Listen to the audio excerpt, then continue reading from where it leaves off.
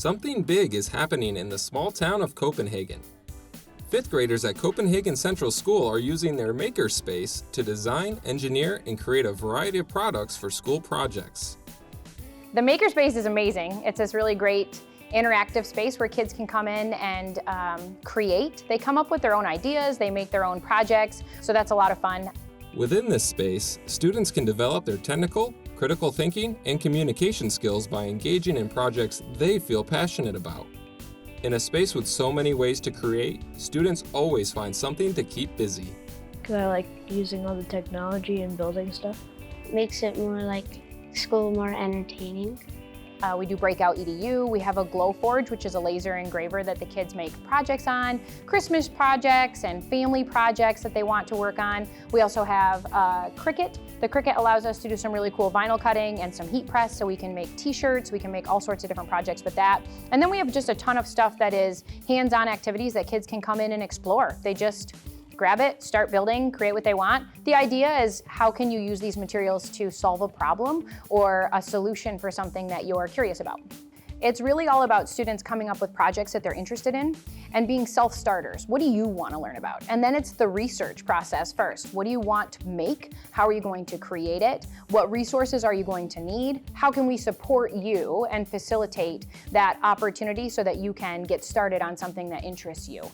Students also have the opportunity to produce a weekly newscast that broadcasts every Monday to the entire school. These broadcasts highlight important news and events taking place at Copenhagen Central School and in the local community. And thanks to a grant called the Future Nights Grant, all of this and more is possible.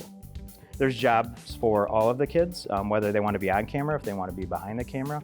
We have a teleprompter, which I think works really well because we don't have to focus so much on memorization. The students write the news. We typically write on Monday, Tuesday, and Wednesday. And then if we have time, we film on Wednesday, and then typically Thursday and Friday are both filming days as well.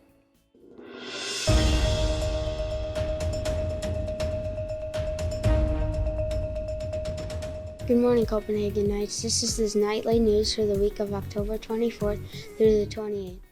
For news, we do the weather, the special feature, we interview teachers, we do lunch, and we say happy birthday and all that kind of stuff.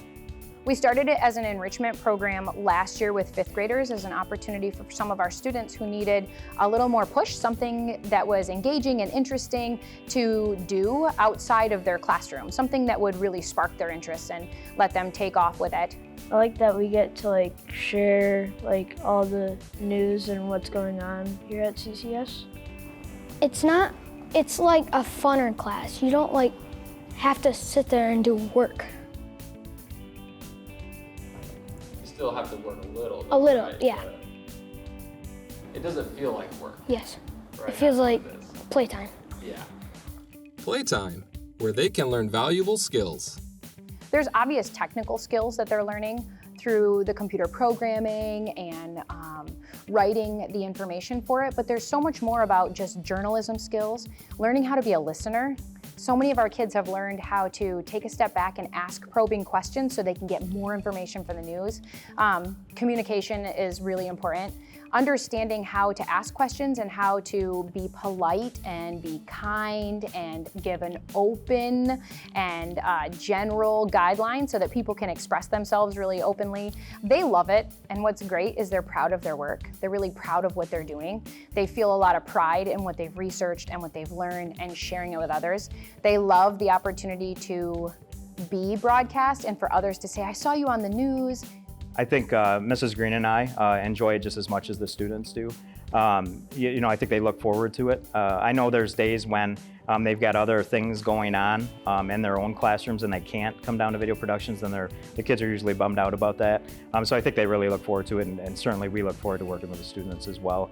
Failing forward is something that we talk about all the time, especially in the makerspace. Our kids have the opportunity to try something, and if it doesn't work, we're not failing, we're failing forward. What have we learned from that, and how do we make it better? Learning how to adjust, learning how to just get started. Being a self-starter, a lot of kids are used to having very specific instructions. Do this, do this, do this. In here, come on in and start exploring. you'll figure out what you need to do. You just have to keep tinkering with it. So those types of skills are really important. And collaboration. These kids work as a team, and they work as a team because they've built that relationship together. They respect each other's roles. They listen to each other. Those are things that are really promoted in the space. At Copenhagen Central School, for WPBS Weekly, I'm Ryan Proven.